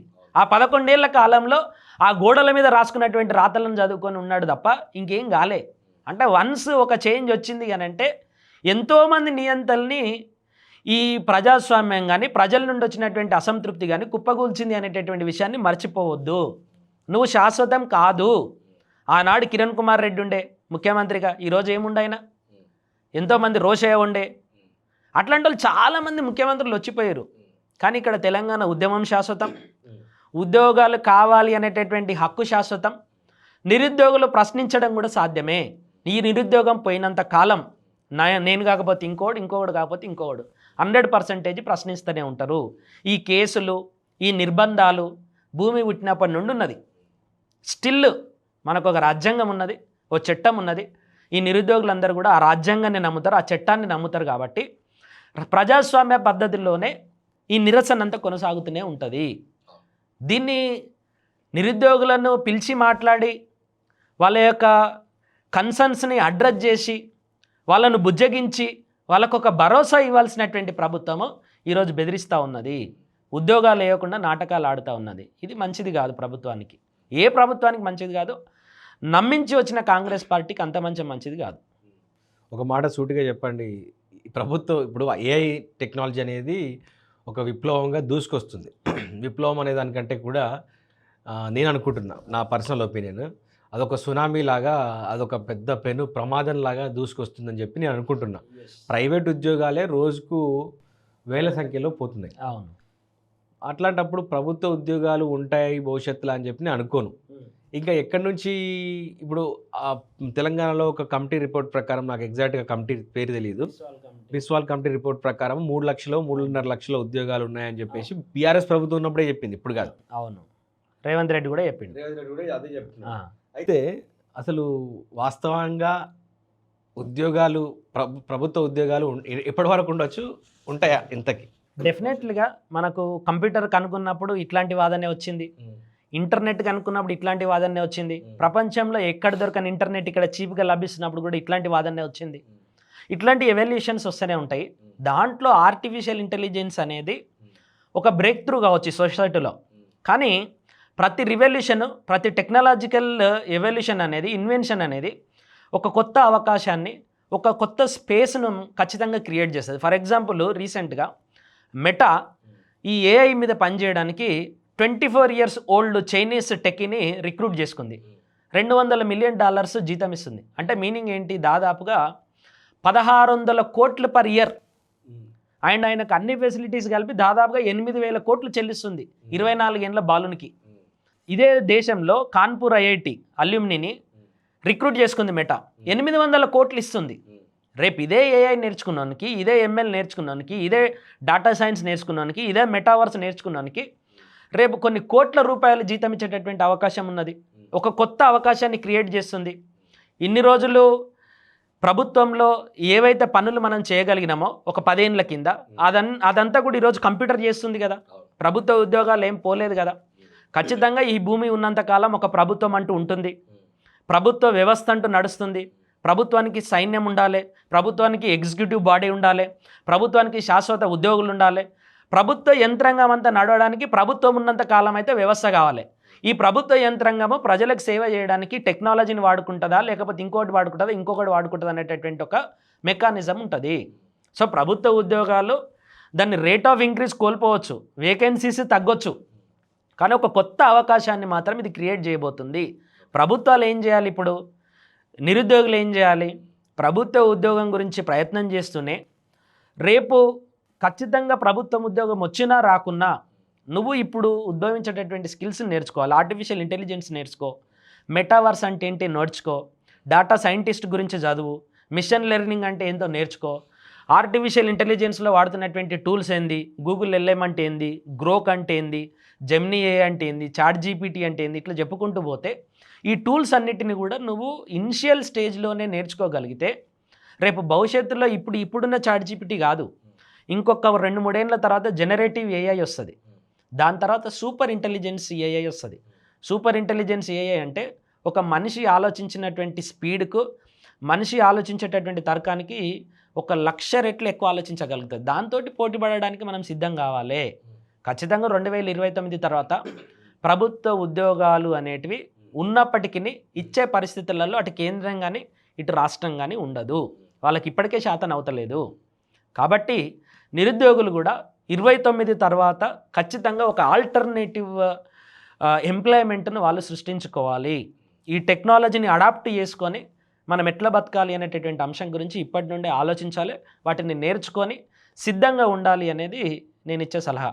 ఇప్పుడు ఒక వాదన అనేది కామన్గా సోషల్ మీడియాలో కానీ బయట కానీ ఒక చర్చ వస్తుంటుంది. ఆ వాదన ఏంటి అని అంటే, సుందర్ పిచ్చై లాంటి గూగుల్ CEO కావచ్చు, సత్యనాదెల్ల లాంటి మైక్రోసాఫ్ట్ CEO కావచ్చు, శాంతను అడాబ్ క్రియేటర్ శాంతను ఆయన కావచ్చు, ఇలాంటి వాళ్ళందరూ గొప్ప గొప్ప వాళ్ళందరూ కూడా మన భారతదేశం నుండి బయట దేశాలకు వెళ్ళిపోవడానికి, బ్రెయిన్ డ్రైన్ అవ్వడానికి కారణం రిజర్వేషన్ సిస్టమ్. రిజర్వేషన్ వల్లనే, రిజర్వేషన్ అనే ఒక చెత్త సిస్టమ్ వల్లనే ఇది జరిగిందని అంటారు. ఎంతవరకు కరెక్ట్? ఇప్పుడు మీరు చెప్పిన పర్సన్స్ అందరూ కూడా ప్రైవేట్ సెక్టర్లో పనిచేస్తున్నటువంటి వ్యక్తులు. ప్రైవేట్ సెక్టర్లలో ఇండియాలో రిజర్వేషన్ లేదు కదా. ప్రైవేట్ సెక్టర్లలో ఇండియాలో రిజర్వేషన్ లేనప్పుడు వాళ్ళు ఇండియాలో ఎందుకు పని చేసుకోలేదు? మరి ఇండియాలో ప్రైవేట్ సెక్టర్లో రిజర్వేషన్ లేనప్పటికీ ఇక్కడ కూడా ఒక క్రీమ్ ఆఫ్ పీపుల్ మాత్రమే దాన్ని రూల్ చేస్తారు. ఇప్పుడు తెలంగాణలో IT హబ్ ఉన్నది, హైటెక్ సిటీ ఉన్నది, కోకాపేట ఉన్నది. ఇక్కడ ఉద్యోగాలు చేసేటోళ్ళు అందరూ ఎంతమంది తెలంగాణలో ఉంటారు? Not more than 8%. 92% మంది అవుట్ సైడర్సే. కాబట్టి వాళ్ళకి ఇక్కడ ఆపర్చునిటీ లేదు. వాళ్ళు పనిచేయడానికి కావాల్సినంత టెక్నాలజీ కానీ వాళ్ళకున్న స్కిల్స్కు సరైనటువంటి జీతం ఇచ్చేటటువంటి వ్యవస్థ లేనప్పుడు ఇక్కడ ఉన్నటువంటి బ్రెయిన్ అంతా కూడా డ్రైన్ అయిపోయింది. రిజర్వేషన్ సిస్టమ్ అనేది ఒక అఫర్మేటివ్ యాక్షన్ మాత్రమే. ఇక్కడ ఇచ్చేటటువంటి 2% ప్రభుత్వ ఉద్యోగాలలో ఒక అఫర్మేటివ్ యాక్షన్ అంటే ఏంటి? ఒక హ్యాండిక్యాప్డ్ ఉంటాడు, పర్సన్స్ విత్ డిజబిలిటీస్ యాక్ట్ ఏం చెప్తుంది? ఒక హ్యాండిక్యాప్డ్ వీల్ చైర్ పోవడానికి కావాల్సినటువంటి ఫెసిలిటీ ఇచ్చి ఆయన 2వ ఫ్లోరో 3వ ఫ్లోరో పంపించాలి అని అంటది. అన్ని చక్కగా ఉన్నాడు, కాళ్ళతోటి నడుస్తాడు. ఇక్కడ వీల్ చైర్ పోవడానికి కావాల్సిన ఫెసిలిటీని ఏర్పాటు చేయడం అనేదే అఫర్మేటివ్ యాక్షన్. మన దేశంలో కూడా ఇక్కడ భూస్వామ్య వ్యవస్థ ఉండే, రజాకర్ల వ్యవస్థ ఉండే, అండ్ తెలంగాణలో తీవ్రమైనటువంటి నిర్బంధాలు ఉండే, దేశంలో కూడా తీవ్రమైనటువంటి అసమానతలు ఉండే, రకరకాల రాజులు పరిపాలించారు. ఆ రాజులు పరిపాలించేటటువంటి క్రమంలో లేదా ప్రజాస్వామ్యం వచ్చినటువంటి క్రమంలో కొన్ని సెక్షన్స్ని అనగదొక్కిరు. కొన్ని సెక్షన్స్కి ఈ దేశ సంపద చెందకుండా సోషల్గా, ఎకనామికల్గా వాళ్ళని డీప్రైవ్ చేసిరు, వివక్షకు గురి చేసిరు వాంటెడ్గా. ఈరోజు పార్లమెంటులో ఉమెన్ రిజర్వేషన్ కావాలి అని మాట్లాడుతున్నటువంటి ఈ యాంటీ రిజర్వేషన్ బ్యాచే ఈడబ్ల్యూఎస్ రిజర్వేషన్ కావాలని కొట్లాడి తీసుకున్నారు కదా. పార్లమెంట్లో ఉమెన్కి రిజర్వేషన్ కావాలని ఏ గ్రౌండ్ మీద అడుగుతున్నావో ఇక్కడ ఉన్నటువంటి రిజర్వేషన్ సిస్టమ్ కూడా గదే. దాంట్లో ప్రైవేట్ దాంట్లో రిజర్వేషన్స్ లేవు కదా. మరి ఎందుకు మనం ఇంతవరకు ఒక చిప్ను రెడీ చేయలేకపోయినాం? ఎందుకు మనం మ్యానుఫ్యాక్చరింగ్ హబ్గా ఎదగలేకపోయినాం? ఇక్కడ కూడా రిజర్వేషన్స్ లేవు కదా. మరి ఇక్కడ మనం టాప్లో ఉండాలి కదా. ఈ రోజుకి కూడా పశ్చిమాసియాలో యుద్ధం జరిగితే ఇక్కడ గ్యాస్ దొరకలేదు. సరే గ్యాస్ అయితే మన దగ్గర తయారు కాదనుకుందాం, పెట్రోల్ కాదనుకుందాం, ఇప్పుడు బ్యాటరీలు కూడా తయారు కావా? బ్యాటరీ న్యాచురల్ రిసోర్స్ కాదు కదా, మనం ఎందుకు తయారు చేయలేకపోయినాం? మనం 12 ఏళ్ళ నుండి కేంద్రంలో ఉన్న ప్రభుత్వం ఏం చేసింది మరి? నువ్వెందుకు విజనరీగా ఆలోచించలేదు? Make in India, made in India ఉన్నాయి కదా. మేక్ ఇన్ ఇండియా పోయింది, మేడ్ ఇన్ ఇండియా పోయింది, అది కూడా మనతో అయితలేదని అసెంబుల్ ఇన్ ఇండియా అనేటటువంటి ప్రోగ్రామ్ తీసుకొచ్చింది, అది కూడా లేదు. కరోనా తర్వాత ఎంఎస్ఎంఈ సెక్టర్ కుప్పగూలిపోయింది, డిమానిటైజేషన్ తర్వాత బ్యాంకింగ్ వ్యవస్థ కుప్పగూలిపోయింది. ఎంఎస్ఎంఈ సెక్టర్ నడవనటువంటి క్రమంలో నీకు మ్యానుఫ్యాక్చరింగ్ సెక్టర్ ఎట్లా పనిచేస్తుంది? పోనీ మ్యానుఫ్యాక్చరింగ్ సెక్టర్ని ఎస్టాబ్లిష్ చేసి ఒక ఇండస్ట్రీని నెలకొల్పడానికి భారతదేశంలో కానీ తెలంగాణలోనే కానీ అట్లాంటి సదుపాయాలు ఉన్నాయా? ఒక పేద కుటుంబంలో నుండి వచ్చినటువంటి వ్యక్తికి బ్యాంకులో లోన్ దొరుకుతుందా? ఈ ప్రభుత్వం టీజీఐఐసి కింద ఇచ్చేటటువంటి ఇండస్ట్రియల్ సెజ్లలో, ఇండస్ట్రియల్ పార్కులలో ఎస్సీ ఎస్టీలకు భూములు ఇస్తారా? ఏంటన్నా మీరు పోయి కనుక్కోండి, టీజీఐఐసి ఏర్పాటు చేసినటువంటి సెజ్లలో కమర్షియల్ ప్లాట్లన్నీ ఎవరి పేరు మీద ఉన్నాయి? పార్కుల పక్కన ఎవరికి ప్లాట్లు ఉన్నాయి? ఎస్సీ ఎస్టీలకు ఇచ్చినటువంటి భూములలో కొండలు ఎందుకు ఉన్నాయి, గుట్టలు ఎందుకు ఉన్నాయి? వానికి ప్లాట్ ఇస్తాడు సబ్సిడీ మీద, ఆ ప్లాట్లో ఉన్నటువంటి కొండను తీసేసి గుట్టను తీసేసి తొలగించడానికి 2 కోట్లు అవుతుంది. ఆ ప్లాట్ కాస్ట్ ఏమో 10 లక్షలు ఉంటుంది. ఇట్లాంటి ప్లాట్లు ఇస్తారు. ఏడుంది రిజర్వేషన్ ఈడ? మరి ఎందుకు మనం ఇండస్ట్రియల్ పరంగా ఆ స్థాయికి పోవట్లేదు? ఎందుకు తైవాన్ లాంటి చిన్న కంపెనీ చిన్న దేశం తయారు చేసినటువంటి చిప్ల మీద మనం ఆధారపడుతున్నాం? ఈ రోజుకి కూడా చైనాలో తయారయ్యేటటువంటి చాలా రకాలైనటువంటి కార్ మ్యానుఫ్యాక్చరింగ్ డివైజెస్ మీద మనం ఆధారపడుతున్నాం. మనం ఎందుకు ఒక ఏఐ మోడల్ను తయారు చేసుకోలేకపోయినాం? చైనా తయారు చేసుకుంటుంది, అమెరికా తయారు చేసుకుంటుంది. మనం ఎందుకు ఒక సోషల్ మీడియాను మన సొంతంగా తయారు చేసుకోలేకపోయినాం? ఇదంతా రిజర్వేషన్ సిస్టమ్ ఏర్పాటు చేసినటువంటి తప్ప కాదు కదా. అంటే మంచి మంచి విద్యార్థులందరికీ అవకాశాలు రాకుండా, ఫర్ ఎగ్జాంపుల్ ఒక నీట్ ఎగ్జామ్ రావడం లేదా ఇంకేదో ఎగ్జామ్ ఉన్నది హైయర్ ఎడ్యుకేషన్, అవును, మంచి మెరిట్ ఉన్నటువంటి విద్యార్థికి కాకుండా ఎస్సీ ఎస్టీ బీసీ మైనారిటీ అని చెప్పేసి ఒక మామూలు స్థాయి విద్యార్థికో లేకుంటే అండర్ పర్ఫార్మింగ్ విద్యార్థికో అభ్యర్థికి అవకాశం వచ్చినప్పుడు ఇలాంటివి జరగవనేది వాదన. నేనేమంటున్నా, ప్రైవేట్ దాంట్లో లేవు కదా, సరే గవర్నమెంట్ దాంట్లో నువ్వు ఉన్నావని అంటున్నావు కదా, లేవు అని చెప్పడానికి కూడా నా దగ్గర చాలా ఆధారాలు ఉన్నాయి. ఇక్కడ ఏమైంది? ప్రైవేట్ దాంట్లో లేవు కదా, ఏమైంది ఇక్కడ మరి? నీ సిస్టమ్ ఎందుకు బ్రిడ్జిలు కూలిపోతున్నాయి? ఎందుకు రోడ్లు కుండిపోతున్నాయి? రెండవది, ఈ దేశంలో ప్రభుత్వ పాఠశాలలు, ప్రభుత్వ ఇన్స్టిట్యూషన్స్ ఎంత శాతము? మిగతా 75% ప్రైవేట్ వాళ్ళకే ఇస్తారు కదా, నాన్ రిజర్వ్డ్ వాళ్ళకే ఇస్తారు కదా. అవేమవుతున్నాయి? ఇప్పుడు కొన్ని లక్షల కోట్ల రూపాయలు పెట్టేసి లక్షల రూపాయలు చెల్లించి చదువుకునేటటువంటి ప్రైవేట్ యూనివర్సిటీస్ కూడా ఉన్నాయి కదా. మరి వాళ్ళు ఎందుకు సిస్టంలోకి రావట్లేదు అంటున్నా. అన్ని చోట్ల రిజర్వేషన్ సిస్టమ్ను బదనాం చేసుకుంటా పోతే ఉమెన్ రిజర్వేషన్ నువ్వు ఎందుకు అడుగుతున్నావు? ఈ సింపథెటిక్ రోల్ ఏంది? డ్యూయల్ రోల్ ఏంది? ఈడబ్ల్యూఎస్కు నువ్వు రిజర్వేషన్ ఎందుకు అడిగినావు? ఇదేం రోలు? ఖచ్చితంగా అసలు ఈడబ్ల్యూఎస్ రిజర్వేషన్ బేస్ ఏంటి? అసలు ఏం బేస్ లేదు, ఎకనామిక్ బేసిస్ అని చెప్పారు. అంటే ఏంటిది? ఎంత ఎంత ఎన్ని లక్షలు ఉండాలి? అంటే వాళ్ళు తీసుకొచ్చినటువంటి గైడ్లైన్స్లలో 8 లక్షల రూపాయల ఆదాయం అని చెప్పారు. ఇప్పుడు ఆ ఈడబ్ల్యూఎస్ రిజర్వేషన్కు సర్టిఫికేట్ ఇచ్చేటటువంటి క్రమంలో అటు తెలంగాణలో కానీ దేశంలో కానీ ఒక సిస్టమ్ అంటూ లేదు. ఎంఆర్ఓల ఇష్టారాజ్యం, దాంతో సర్టిఫికేట్లు పొందుతారు. కొంతమంది జెన్యున్ విద్యార్థులు 100% ఉన్నారు. కానీ 50 ఎకరాల భూమి ఉన్నోళ్ళు, 100 ఎకరాల భూమి ఉన్నటువంటి వాళ్ళు కూడా ఈడబ్ల్యూఎస్ రిజర్వేషన్స్లను వాడుకుంటున్నారు. నేను ఇది కూడా చెప్తున్నా, ఎస్సీ ఎస్టీలలో కూడా రిజర్వేషన్ సిస్టమ్ తప్పు కాదు, రిజర్వేషన్ ఎక్స్ప్లాయిట్ చేసేటోళ్ళు ఉంటారు ఖచ్చితంగా. ఇప్పుడు ఒక ఐఏఎస్ అయినటువంటి వ్యక్తి, ఐపీఎస్ అయినటువంటి వ్యక్తి నా దృష్టిలో రిజర్వేషన్ను వదులుకోవాలి. మేబీ కుల వివక్షత ఆయన మీద కూడా ఉండొచ్చు, చీఫ్ జస్టిస్ ఆఫ్ ఇండియా మీద కూడా కుల వివక్షత ఉంటుంది. కానీ చదువుకోవడానికి కానీ ఉద్యోగాలకు వెళ్ళడానికి కానీ వాళ్ళకి డబ్బులు అయితే కొరత లేదు కదా. ఒక వివేక్ ఉన్నాడు, మంత్రి వివేక్, ఈ రోజుకి కూడా ఎస్సీ కాన్స్టిట్యుయెన్సీలో పోటీ చేస్తాడు. 1000 కోట్ల ఆస్తులు ఉన్నాయి, V6 టీవీ ఉంది, పేపర్ ఉన్నది, వాళ్ళ కొడుకు ఎంపీ, అన్న ఎమ్మెల్యే, వాళ్ళు కొన్ని 1000 కోట్ల సామ్రాజ్యాలను ఎస్టాబ్లిష్ చేసినటువంటి కుటుంబం. ఆయన వచ్చి రిజర్వేషన్ సీట్లో పోటీ చేస్తే అసలైన రిజర్వేషన్ వ్యవస్థ ఎక్కడ పోతుంది? మల్లు రవి ఉన్నాడు, ఆయన ఎంపీ, వాళ్ళ తమ్ముడు బట్టి విక్రమార్క ఉన్నాడు, వీళ్ళిద్దరు ఎస్సీ కాన్స్టిట్యుయెన్సీలలో పోటీ చేస్తారు. ఇక్కడ ఉన్నటువంటి ఎస్సీ రిజర్వేషన్ ఫలాలు కూడా కొంతమంది క్యాపిటలిస్టిక్ ఫ్యామిలీస్కే పరిమితం అయిపోయినాయి. మల్లు రవి వాళ్ళ అన్న ఉండే అనంత రాములు, ఆయన కూడా ఎస్సీ రిజర్వ్లోనే పోటీ చేస్తాడు. ఇది కదా ప్రశ్నించాల్సింది. అంటే క్రిమి లేయర్ ఉండాలనా లేదనేటటువంటి అంశంలో చాలా వాదనలు ఉన్నాయి. కానీ నా ఉద్దేశంలో మాత్రం నువ్వు ఆల్రెడీ ఒక ఐఏఎస్ అయ్యి ఐపీఎస్ అయ్యి ఇప్పుడు కాకి మాధవరావు గారు ఉన్నారు, వాళ్ళ బిడ్డే ఐఏఎస్, అల్లుడు ఐఏఎస్, ఒక 4-5 తరాలు ఐఏఎస్లు అయిన తర్వాత కూడా నేను రిజర్వేషన్ వాడుకుంటే ఏ రకమైనటువంటి రిజర్వేషన్ సిస్టమ్ను మనం ఫాలో అవుతున్నాం? వీళ్ళనే కాదు, నేను పేర్లు చెప్పకుండా ఉన్నటువంటి వాళ్ళు కూడా చాలామంది ఉన్నారు. వాళ్ళు కూడానే వచ్చి మేము దళితులను 25 ఏళ్ళు 26 ఏళ్ళు సర్వీస్ చేసి జీతాలు పొంది ఫెసిలిటీస్ పొంది నువ్వు ఆల్రెడీ ఇనిషియల్ స్టేజ్లో రిజర్వేషన్ వాడుకున్నావు వచ్చినావు, ఇప్పుడైనా సరే నువ్వు ఓపెన్ కేటగిరీకి వెళ్ళిపో. అది మిగతా అండర్ ప్రివిలేజ్డ్ కేటగిరీస్ ఎవరైతే ఉన్నారో, అండర్ ప్రివిలేజ్డ్ కుటుంబాలు ఎవరన్నారో అదే కేసులో వాళ్ళకి ఇవ్వాలి అంటున్నా. ఈరోజు ఎస్సీ ఎస్టీలకు ఇస్తున్నటువంటి ఫెసిలిటీస్ కూడా పేద ఎస్సీ ఎస్టీలు ఏం వాడుకోవట్లేదు, మళ్ళీ వెల్ ఆఫ్ ఉన్నటువంటి వాళ్ళే వాడుకుంటున్నారు. దీన్ని ఖచ్చితంగా నేనైనా యాంటీ రిజర్వేషన్లని వ్యతిరేకిస్తారు. Exploitation of the reservations making noise అంటున్నాను నేను. పేదోడు ఎవడున్నా ప్రతి ఒక్కరికి ఒక సింపథెటిక్ అప్రోచ్ ఉంటుంది. ఇప్పుడున్న జనరేషన్స్కి వివక్షత తెలియకపోవచ్చు, కుల వివక్షత అనేది వేరే ఫామ్లో ఉండి ఉండవచ్చు, అయినప్పటికీ వాళ్ళు ఇంకా దాన్ని తెలుసుకోకపోయి ఉండొచ్చు. కానీ మన ఇంట్రాస్పెక్షన్ కూడా చేసుకోవాలి కదా.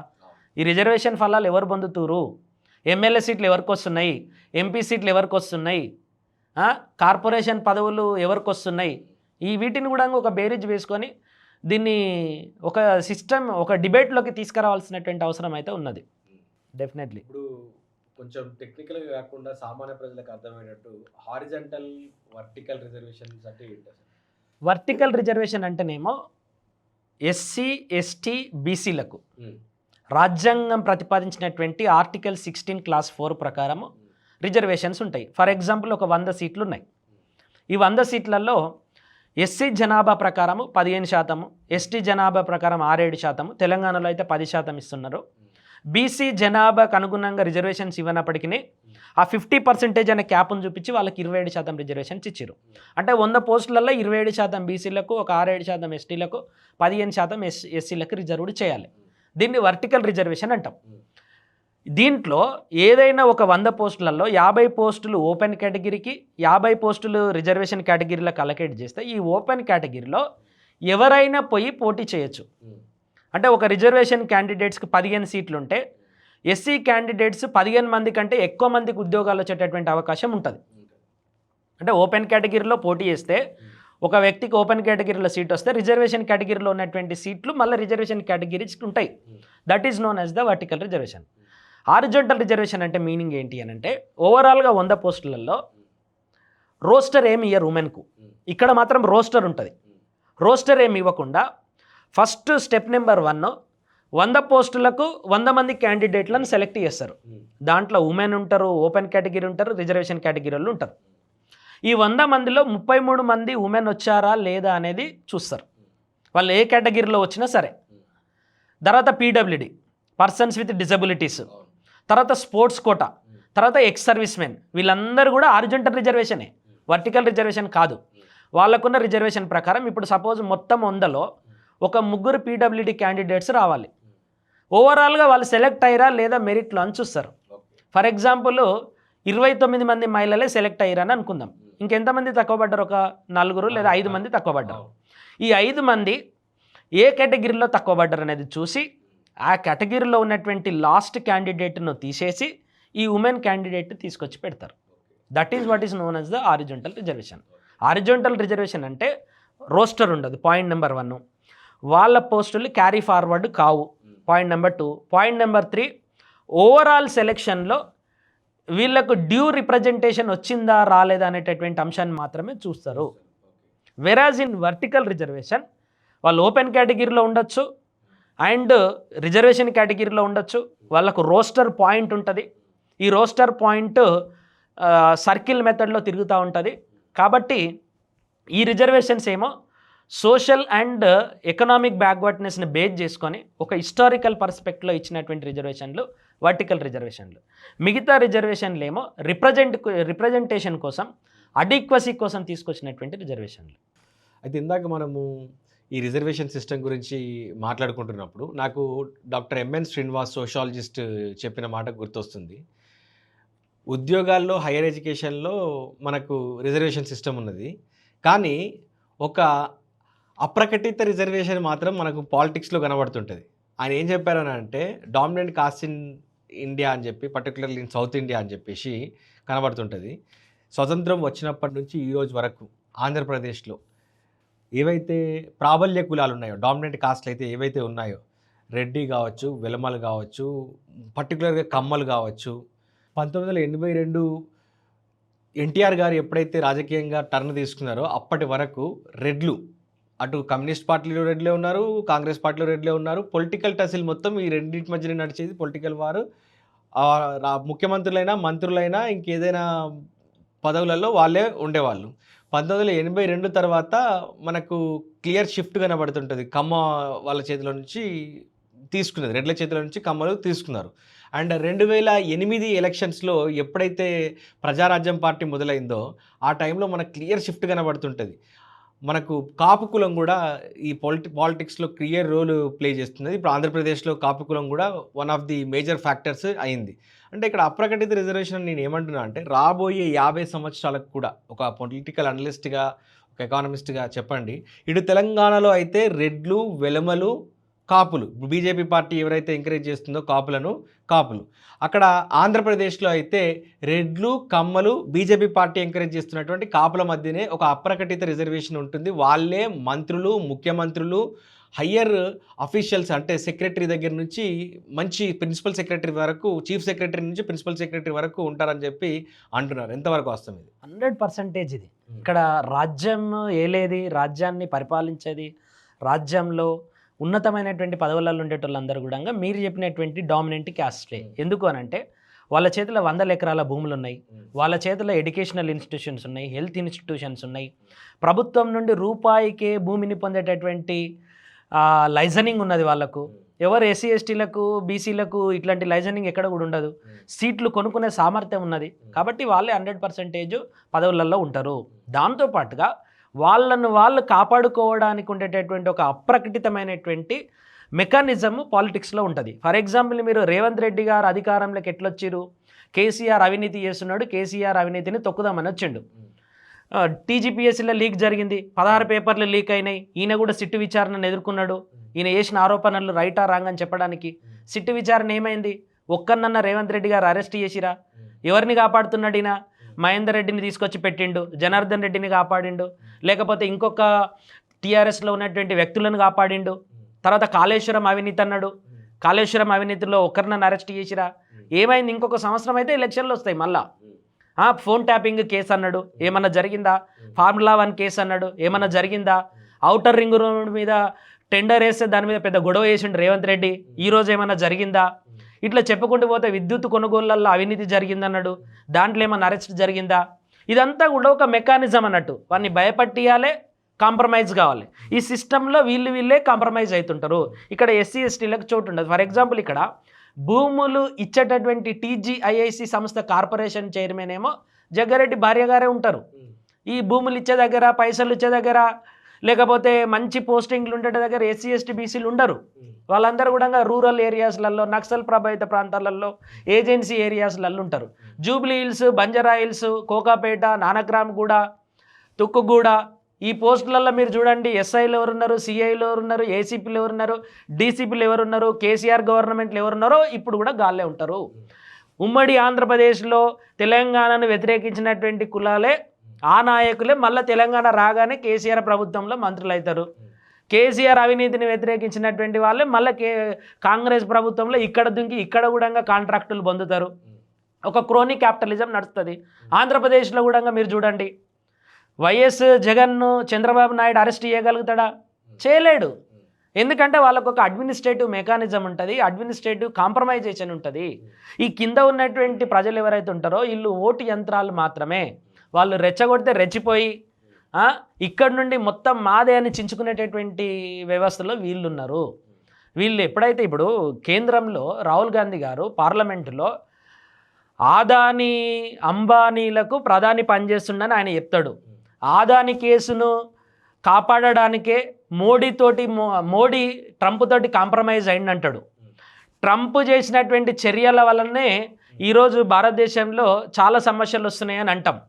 మన సుంకాలను దాదాపుగా 100% పెంచినటువంటి ట్రంప్కు తెలంగాణలో రేవంత్ రెడ్డి గారు ట్రంప్ పేరు మీద కాన్సులేట్ ఓపెన్ చేస్తా అంటాడు, ట్రంప్ పేరు మీద రోడ్ ఓపెన్ చేస్తా అంటాడు. ఆదానిని ఇచ్చేటటువంటి 100 కోట్ల విరాళాలు స్వీకరించి ఆయనకు రెడ్ కార్పెట్ వంచి 100 ఎకరాల భూమిని దారదత్తం చేస్తాడు. ఇదంతా కూడా కాంప్రమైజ్ కాదా? ఇదంతా రాహుల్ గాంధీ గారికి తెలియదా? ఇదంతా మోడీ గారికి తెలియకుండా జరుగుతుందా?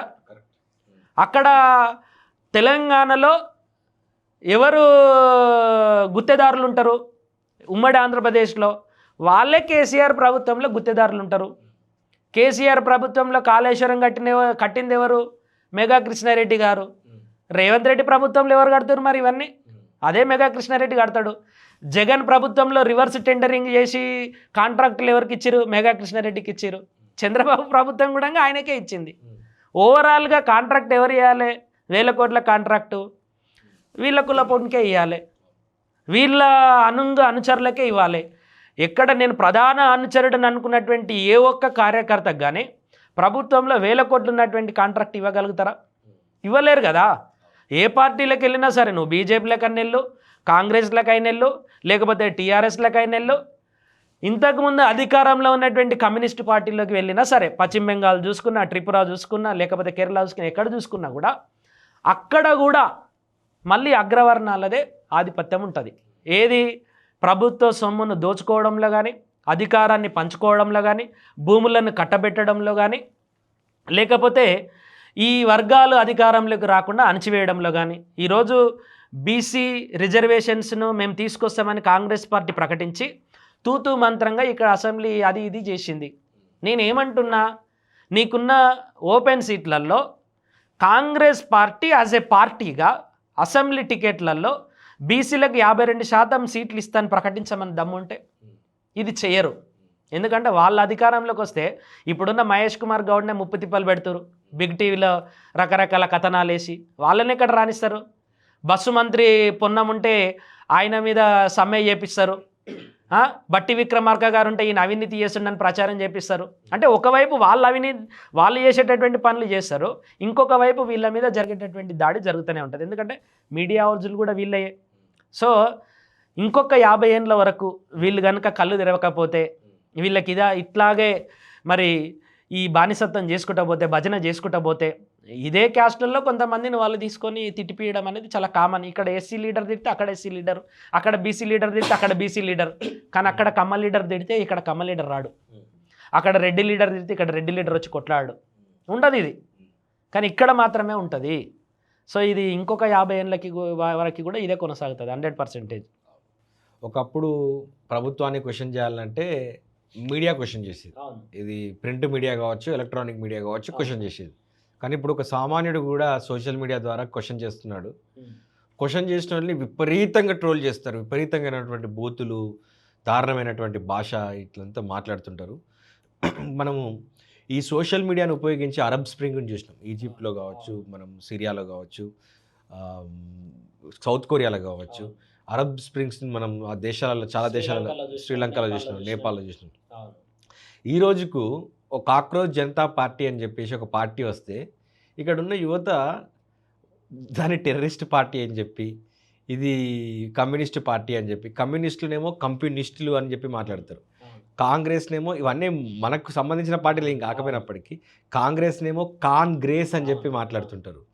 ఇంకెవరైనా లోకల్ పార్టీలు వస్తేనేమో వాళ్ళను వ్యక్తిగతంగా దూషిస్తూ మాట్లాడుతున్నారు. అసలు ఏం జరుగుతుంది సోషల్ మీడియాలో? అసలు డెఫినెట్లీ ఈ ప్రభుత్వాలను కాపాడేవి, ఎవరిని లేపాలి, ఎవరిని తొక్కాలి అనేటటువంటి మొత్తం వ్యవస్థను ఈ మీడియా సంస్థలు చేస్తాయి. ఇన్ని రోజులు వాళ్ళే చేసిరు. ట్రెడిషనల్ ప్రింట్ మీడియా ఏదైతే ఉందో, ట్రెడిషనల్ ఎలక్ట్రానిక్ మీడియానే శాసించింది. ఎవడు అధికారంలోకి రావాలి, ఎవరిని లేపాలి, ఎవరిని బదనాం చేయాలి. ఇప్పుడు ఒక కుక్కను చంపాలంటే చంపాల్సిన అవసరం లేదు, దాన్ని పిచ్చి కుక్క అనే ప్రచారం చేస్తే సరిపోతుంది. ఒక వ్యక్తిని అసాసినేట్ చేయాలి అని అంటే ఫిజికల్గా చంపాల్సినటువంటి అవసరం లేదు. రాజకీయ సమాధి చేయడానికి వీడు అవినీతి పరుడు, వీనికి రకరకాల వ్యసనాలు ఉంటాయి, అసాంఘిక థింగ్స్ని చేస్తాడని చెప్పేసి ప్రచారం చేస్తారు. ఒక సామాన్యుడు చచ్చిపోతేనేమో శవం అవుతుంది అది. ఒక రాజకీయ నాయకుడు, అగ్రవర్ణాల వ్యక్తి చనిపోతేనేమో భౌతిక ఖాయం అవుతుంది అది. ఇవన్నీ కూడా ఎవరు చేస్తారు? ఇంకా కొంత డబ్బును చనిపోతే పార్థివ దేహం అవుతుంది. ఇవన్నీ ఎవరు రాస్తారు? ఈనాడు లాంటి పేపర్లు రాస్తాయి, ఆంధ్రజ్యోతి లాంటి పేపర్లు రాస్తాయి. వాళ్ళే వ్యాఖ్యానాలు రాసి వాళ్ళే ఈ బుల్లెట్ థియరీ అనేటటువంటిది ఉంటుంది జర్నలిజంలో. వీళ్ళు ఏం చేస్తారు అని అంటే ఒక అంశాన్ని తీసుకొని ఆ ప్రాపగండను ప్రచారం చేయడం అనేది వీళ్ళు తీసుకున్నటువంటి ఒక అది. అందుకోసమే క్రోనీ క్యాపిటలిజం అనేది ఇండియాలో బాగా పెరిగింది. రాజ్యసభ సీట్లు ఎవరికి ఇస్తారు? బాగా డబ్బులుండి వందల వేల కోట్లు ఉన్న వాళ్ళకు రాజ్యసభ సీట్లు అమ్ముకుంటారు. కరెక్ట్. ఎవరన్నా సామాన్యులకు రాజ్యసభ సీట్లు ఇస్తారా? ఇయ్యరు, ఎవరు ఉండరు.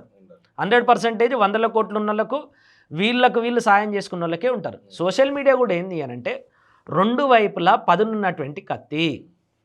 ఈ సోషల్ మీడియాలో అన్ని అంశాలపైన మాట్లాడేటటువంటి ఒక స్వేచ్ఛ ఉంటుంది అండర్ రీజనబుల్ గ్రౌండ్స్. సోషల్ మీడియాకి కూడా రాజ్యాంగం వర్తిస్తుంది, సోషల్ మీడియాకి కూడా చట్టం వర్తిస్తుంది కదా, సోషల్ మీడియాకి కూడా రీజనబుల్ రిస్ట్రిక్షన్స్ వర్తిస్తాయి.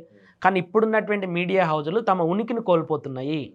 ఇప్పుడున్న మీడియా హౌజులు కానీ లేకపోతే రాజకీయ పార్టీలు కానీ తమ ఉనికి అనేది ప్రశ్నార్థకం అవుతుంది. మీరు చెప్పినటువంటి రివల్యూషన్స్ అన్నీ కూడా ఎంతోమంది నియంత్రణలను కుప్పగొల్చినటువంటి ఈ జెన్జెడ్ జనరేషన్ చేయగలిగినాయి. ఇక్కడ కూడా అది జరిగేటటువంటి ప్రమాదం ఉన్నది. కాబట్టి ఇప్పుడు ఏం చేయాలి? దీన్ని ఇంకొక వైపు నుండి బదనాం చేయాలి. ఒకవైపు ఈ సామాజికవేత్తల మీద సంస్థలు పెట్టి ఆఫీసులు పెట్టి దాడి చేసే వాళ్ళు ఒకవైపు ఉన్నారు, ఇంకొక వైపు ఏమో ఇంకా సమస్యలు పెట్టేసి ఈ ప్రధానమైనటువంటి మీడియా హౌజ్లే సోషల్ మీడియా యొక్క క్రెడిబిలిటీని దెబ్బతీయడానికి, సోషల్ మీడియాలో అథెంటిసిటీ లేదు అని చెప్పడానికి, సోషల్ మీడియాలో ట్రోలింగ్ మాత్రమే నడుస్తుందని చెప్పడానికి ఎందుకు ఊవిళ్ళూరుతున్నాయి అని అంటే వీళ్ళ అస్తిత్వం ప్రమాదంలో ఉన్నది. వీళ్ళ మీడియా హౌజ్లను ఎవడు డేకట్లేదు, వీళ్ళ యొక్క క్రెడిబిలిటీని వీళ్ళ యొక్క సోర్స్ను ప్రశ్నిస్తూ ఉన్నారు. కాబట్టి సోషల్ మీడియాను డిమోరలైజ్ చేయాలి. సోషల్ మీడియా బేసిస్ మీద వచ్చినటువంటి కాక్రోచ్ జనతా పార్టీ లాంటి వాటిని కూడా డిమోరలైజ్ చేయాలి. అది ఎట్లొచ్చిందో తెలియదు, దాని వెనుక ఎవరెవరు ఉన్నారో తెలియదు. అది ఒక 1 year కనుక సొసైటీలో ఉంటే అది ఏం చేస్తుంది అనేది తెలుస్తుంది. ఏమీ లేకుండానే వాళ్ళు ఇలా గ్రౌండ్లో ఉన్నారండి. నీట్ పేపర్ లీక్ చేసినోని తిట్టాలనా, నీట్ పేపర్ లీక్ చేసినోడు రాజీనామా చేయాలనా, ఈ పేపర్ లీక్ చేసినందుకు ప్రశ్నించడాన్ని మనము తిట్టాలనా? Simple question. లీక్ పేపర్ చేసిన మంత్రి ఎవరైతే ఉన్నారో కనీసం నువ్వు చేయకున్నా సరే నువ్వు బాధ్యత వహించి నైతికంగా బాధ్యత వహించి రాజీనామా చేయమని అడుగుతున్నారు. నీ బీజేపీలోనే ఇంకొక మంత్రిని తీసుకొచ్చి పెట్టొచ్చు కదా, నైతికంగా నువ్వు తప్పుకొని ఇది చేయకుండా వీని మీద దాడి చేస్తే ఎట్లా?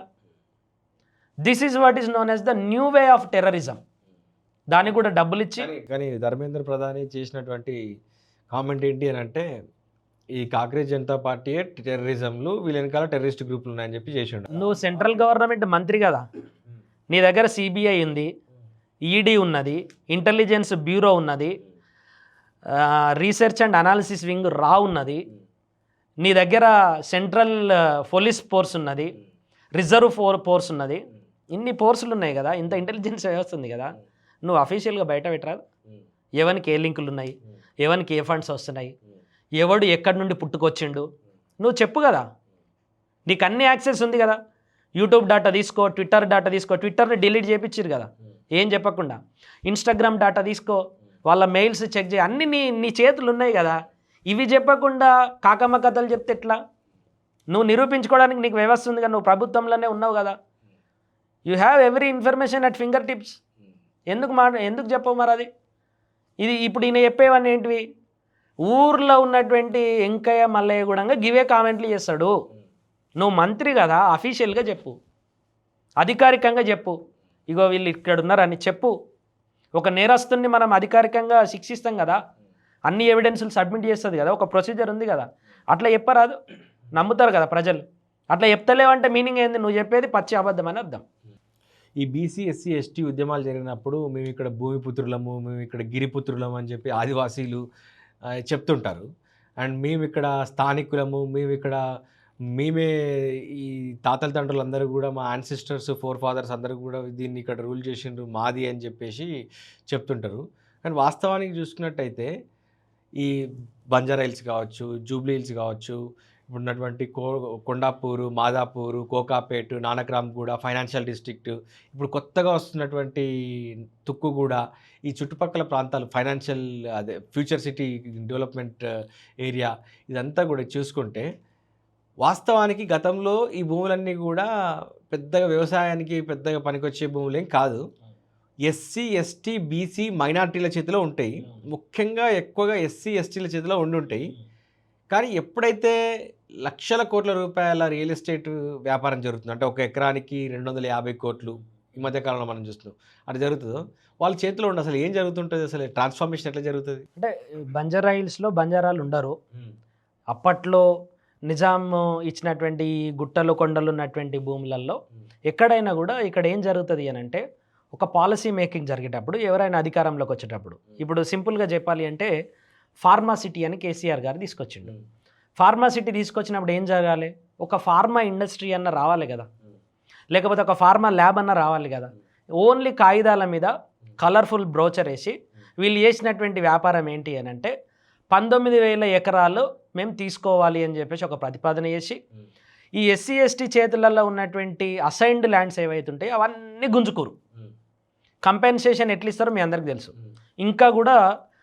ఇంకా రిలే నిరాహార దీక్షలు ఫ్యాబ్ సిటీ కాడ కూడా జరుగుతాయి ఇప్పటికీ. ఇలా భూములన్నీ తీసేసుకోరు. ఒక్క దగ్గర కూడా వీళ్ళకి మళ్ళీ రీప్లేస్మెంట్కు భూమి ఇవ్వడం కానీ, రీహాబిలిటేషన్ కానీ, రీసెటిల్మెంట్ కానీ ఏవి కూడా ఉండవు. పట్టా భూములంతా కూడా వీళ్ళ చేతిలో ఉండవు. ఒకవేళ పట్టా భూములు కనుక ఉంటే దానికి ఒక మెకానిజం వీళ్ళు అప్లై చేస్తారు. కేసీఆర్ ప్రభుత్వం పోయింది, రేవంత్ రెడ్డి ప్రభుత్వం వచ్చింది. వచ్చి వాళ్ళు ఏం చేసారు, ఇది ఫార్మా సిటీ కాదు, ఫ్యూచర్ సిటీ, 4th సిటీ, భవిష్యత్తు నగరం ఇదే అని చెప్పేసి మొత్తం డబ్బా కొట్టి ఏం చేసిరు. ఒక నగరం రావడంలో ఎట్లాంటి సందేహం లేదు, ఖచ్చితంగా రావచ్చు. ఇప్పుడు ఒక కొత్త నగరం వస్తుంది, వెస్ట్ పార్ట్ ఆఫ్ హైదరాబాద్ మొత్తం ఇప్పుడు సౌత్కు షిఫ్ట్ అవుతూ ఉన్నది. ఇట్లాంటి క్రమంలో ఇక్కడ ఎస్సీ ఎస్టీ భూములన్నింటిని కూడా తీసేసుకురు. ఇంకొక 1000 ఎకరాలకి కూడా ఇప్పుడు నోటిఫికేషన్ ఇచ్చారు. అక్కడ నుండి ఒక 300 ఫీట్ రోడ్డు పోతుంది, రేడియల్ రోడ్. 300 ఫీట్ రోడ్లో భూములు ఎవరివి పోతాయి, ఎస్సీ ఎస్టీ బీసీల భూములన్నీ పోతాయి. ఎక్కడైతే ఈ నాయకత్వం రెడ్డిలు కానీ, లేకపోతే కమ్మలు కానీ, లేకపోతే ఈ పాలనలో ఉన్నటువంటి వాళ్ళు ఎవరైతే ఉంటారో వాళ్ళ భూములకించి పోతుంది, వాళ్ళ భూమి పక్కకించి పోతుంది. ఔటర్ రింగ్ రోడ్డు పడ్డప్పుడైనా, ఇప్పుడు 300 ఫీట్ రోడ్ అయినా సరే వాళ్ళ వెంచర్ల పక్కనకించి రోడ్ పోతుంది. ఈ రోడ్ మొత్తానికి భూమిని దారపోసేది ఎవరు, ఎస్సీ ఎస్టీ బీసీలు. వాళ్ళ భూములే గుంజుకుంటారు. వీళ్ళ సర్వే నెంబర్లు ఎన్నడూ కూడా నిషేధిత జాబితాలో ఉండవు. పోనీ ఒక బీసీకో లేకపోతే ఇంకొక ఆయనకో ఒక 10 ఎకరాల్లో 15 ఎకరాల్లో ఉందనుకోండి, దాన్ని ప్రొహిబిటెడ్ లిస్టులో పెడతారు. అంటే ఆయన అమ్ముకోవద్దు, కొనుక్కోవద్దు. నువ్వు ఇప్పుడు ఈ ఫ్యూచర్ సిటీ ప్రాంతంలో మళ్ళీ చెప్తున్నాను, ఎవరికి భూమి ఉన్నా సరే ఇప్పుడు అరచేతిలో ప్రాణాలు పట్టుకొని ఉండాలి, గజ గజ గజ గజ గజ వణుక్కుంటూ ఉండాలి. ఎందుకు, ప్రభుత్వం ఏ క్షణంలో అయినా సరే దానికి ఒక నోటిఫికేషన్ ఇచ్చుడు, ఆ భూమిని గుంజుకునుడు. ఇంకొక 5-6 సంవత్సరాలలో ఈ ఫ్యూచర్ సిటీ అనేది డెవలప్ కావచ్చు. దానికి ఒక ఆఫీస్ ఎస్టాబ్లిష్ చేసిరు. రేపు బుల్లెట్ ట్రైన్ వస్తుంది, ఎక్కడ, కందుకూరు మండలంలో రావచ్చు, ఒక రాచులూరులో కానీ తుమ్మలూరులో కానీ. ఇప్పుడు బుల్లెట్ ట్రైన్కి కూడా ఎవరి భూములు ఏడున్నాయి అనేది చూసుకొని, వాళ్ళ పక్కన ఎవరు అనేది చూసుకొని అక్కడ స్టేషన్ పెడతారు. ఆ బుల్లెట్ ట్రైన్ మార్గం కూడా ఈ పాలకుల యొక్క భూముల పక్కనకించి పోతుంది తప్ప పాలకుల భూమి పోదు.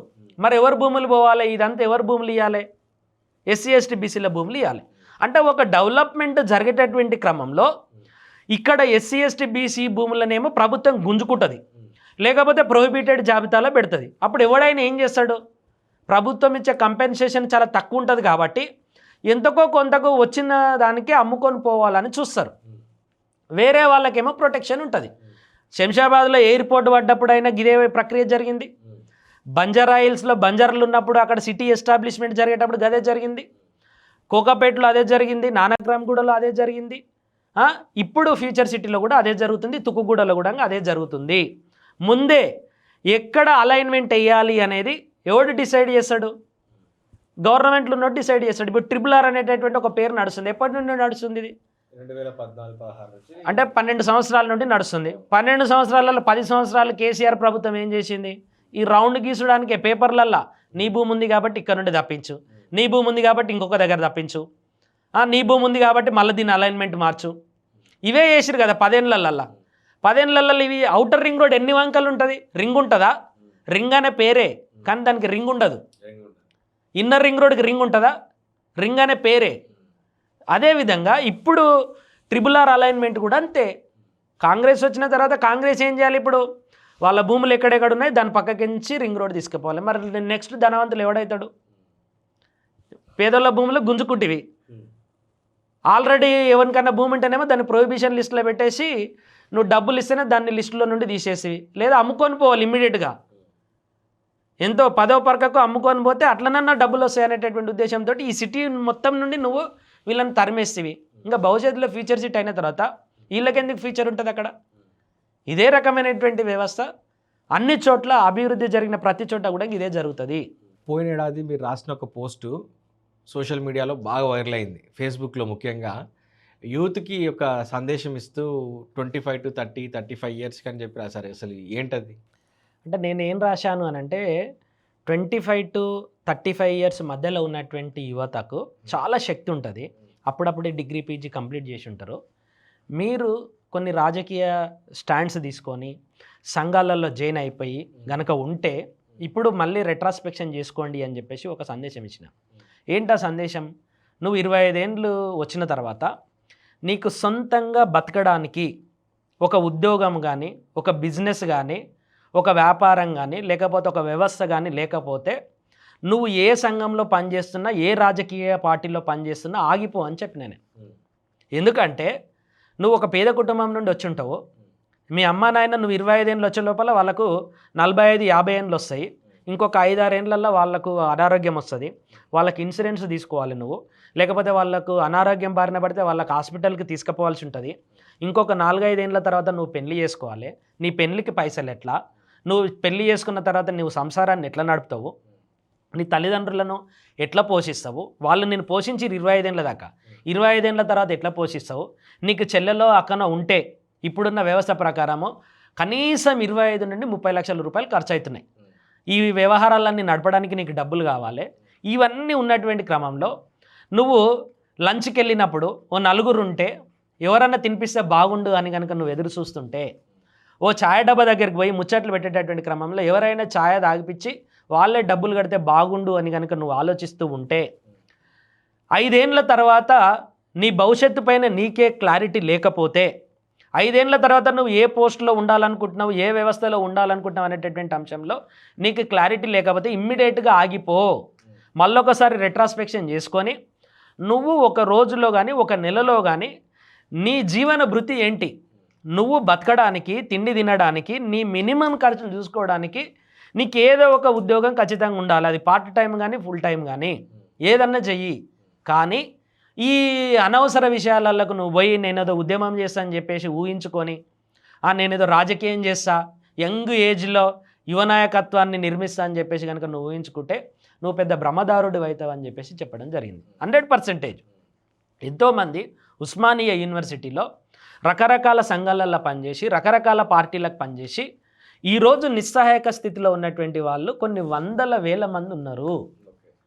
పీజీలు చేసి, పిహెచ్డీలు చేసి ఇంకా కూడా హాస్టల్ని వదలాలంటే భయపడేటటువంటి వాళ్ళు 100ల సంఖ్యలో ఉన్నారు. ఊర్లో చెప్పుకోలేక, వయసును డిస్ప్లే చేయలేక, జాబు లేక, పెళ్ళి చేసుకోలేక ఇక్కడనే ఆగిపోయేటోళ్ళు చాలామంది ఉన్నారు. ఉస్మాన్ యూనివర్సిటీలో అదే చెట్టు కింద పీజీలు చేసిన తర్వాత, పిహెచ్డీలు చేసిన తర్వాత రేపు నాకు రాజ్యసభ సీట్ వస్తుంది, ఈరోజే కేసీఆర్ గారు మీటింగ్ పెట్టారు, క్యాబినెట్లో డిసిషన్ తీసుకుంటారని పిచ్చి ప్రేలాపనలతోటి మాట్లాడి పిచ్చోళ్ళు అయిపోయిన వాళ్ళు కూడా ఉన్నారు. చాలామంది ఉన్నారు అట్లా. వాళ్ళు అక్కడే ఉంటారు అన్నట్టు. వాళ్ళందరినీ ఎందుకు నేను ఉదాహరణ తీసుకుంటున్నానంటే వాళ్ళు ఏదో తప్పు చేసి అంటలేను. ఇట్లాంటి పరిస్థితి మీకు కూడా రావచ్చు. అరే మనం పీజీ పిహెచ్డీ చేసిన తర్వాత మనం కాన్ఫిడెన్స్ ఇవ్వగలగాలి. తల్లిదండ్రులు కష్టం చేసుకునేటోళ్ళు, వ్యవసాయం చేసుకునేటోళ్ళు మన మీద జాలి పడుతారు. పాపం నా కొడుకు ఉద్యోగం రాకపోయా, 30 ఏళ్ళు అయిపోయా, పాపం పైసలు లేవు, పెళ్ళెట్లా వేయాలి, మరి ఇంక పిల్లగాని చూడడానికి వచ్చిన వాళ్ళకి వీడు ఏం చేస్తుండంటే ఏం చెప్పాలి అని వాళ్ళు బాధపడతారు, వాళ్ళు జాలి పడుతారు. నువ్వు వాళ్ళకి భరోసా ఇవ్వగలగాలి కదా. నిజమే నువ్వు ఉద్యోగానికి ప్రిపేర్ అవుతున్నావు, సిన్సియర్గా నిన్ను నువ్వు గుండెల్లో ఆలోచించుకో. నేను నిజంగా ఇంత సిన్సియర్గా కష్టపడుతున్నానా, ఎంత టైం పాస్ చేస్తున్నా, ఓ 2 గంటలు నేను నా కోసం కేటాయించి ఒక హోమ్ ట్యూషన్ చెప్పుకుంటే ఎట్లుంటుంది, లేకపోతే ఒక పార్ట్ టైం జాబ్ చేసుకుంటే ఎట్లుంటుంది, ఇంకా కూడా నేను ఇంటి నుండి డబ్బులు నేను అడగాలనా? 50 ఏళ్ళు వచ్చిన తర్వాత నువ్వు డబ్బున్నోని దగ్గర డబ్బు తీసుకోవచ్చు, కానీ కూలీ చేసేటోని దగ్గర కూడా నువ్వు డబ్బులు తీసుకోవచ్చు. ఇక్కడ నువ్వు అది చేయడం అని అంటే నువ్వు ఖచ్చితంగా రెట్రోస్పెక్షన్ చేసుకోవాలని చెప్పడం జరిగింది. యువత చాలా సీరియస్గా తమ యొక్క లైవ్లీహుడ్ను తామే చూసుకోవాలి. 100% నువ్వు గంట పని చేస్తావా, 2 గంటలు పని చేస్తావా? నేను ఒక దాబాలో పనిచేసేటోని, ఎప్పుడు 7వ తరగతి 8వ తరగతిలోనే. ఆ దాబాలో పనిచేసేటటువంటి క్రమంలో నాలో విపరీతమైన కసి పెరిగింది. అరే ఇంత కష్టం నేను ఎందుకు చేయాలి, చదువుకుంటే మంచిగా సెటిల్ కావచ్చుగా అని చెప్పేసి ఆ రోజే నాకు అనిపించింది. దానివల్ల నేను ఇంకా కసిగా చదవగలిగిన, ఒక పిహెచ్డి స్థాయి వరకు రాగలిగిన. అంటే నువ్వు ఇప్పుడు ఈ ఇండస్ట్రీలోకి కనుక వెళ్ళకపోతే నీ ఖర్చులు నువ్వు 25 ఏళ్ళు దాటిన తర్వాత కూడా నువ్వు సంపాదించుకోలేకపోతే నువ్వు చేసే రాజకీయము, నువ్వు చేసే సంఘాలలో కొట్లాట ఇవన్నీ కూడా బంద్ చేయని చెప్తున్నా ఈరోజు కూడా నేను. నీది నువ్వు సంపాదించుకో ఫస్ట్, తర్వాత సొసైటీ గురించి మాట్లాడదాం. చినిగిపోయిన షర్ట్ వేసుకొని పోయి మనకు రాజ్యం వస్తే మన బతుకులు బాగుపడుతుంటే ఫస్ట్ నువ్వు బాగుపడి చూపెట్టు. 90 కేజీలు ఉన్నటువంటి ఒక వ్యక్తి ఇంత పెద్ద పొట్ట పెట్టుకొని పోయి నేను నిన్ను బక్కగా చేస్తా, నిన్ను ఫిట్గా చేస్తా అని చెప్పేసి ఎట్లా నమ్ముతావు? నువ్వు నమ్మవు కదా. ఫస్ట్ నీ ప్రాస్పెరిటీని చూపెట్టు, నీ సౌభాగ్యాన్ని చూపెట్టు. ఆటోమేటిక్గా నిన్ను ఆ సంఘాన్ని నమ్ముతారు, నిన్ను నమ్ముతారు, నీ రాజకీయాన్ని నమ్ముతారు. అనవసరంగా వానెనక తిరిగి వీనెనక తిరిగి జీవితాలను వేస్ట్ చేసుకోవద్దు. నేను కూడా ఒక స్టూడెంట్ ఆర్గనైజేషన్ నడిపిన, కానీ అప్పుడు కూడా అందరికి ఇదే చెప్పిన, ఖచ్చితంగా నువ్వు పని చేస్తూనే ఏదన్నా చెయ్యి. నీ పని కోసం కానీ నీ ఖర్చుల కోసం కానీ ఎవరిని అడుక్కోవద్దు అని చెప్పిన నేను. ఈరోజు కూడా అదే చెప్తున్నా. సో మీరు మా స్టూడియోకి వచ్చి మీ యొక్క అభిప్రాయాల్ని, మీ యొక్క ఎక్స్పీరియన్స్ని, ముఖ్యంగా ఫ్యాక్చువల్ డాటాని, నిరుద్యోగం మీద చాలామంది beating around the bushes and playing to the gallery అని చెప్పేసి ఉంటుంది. దాన్ని ఎవరు కూడా ఇంత క్లియర్గా చెప్పలేదు. చెప్పినందుకు ధన్యవాదాలు. Thank you so much. Thank you so much.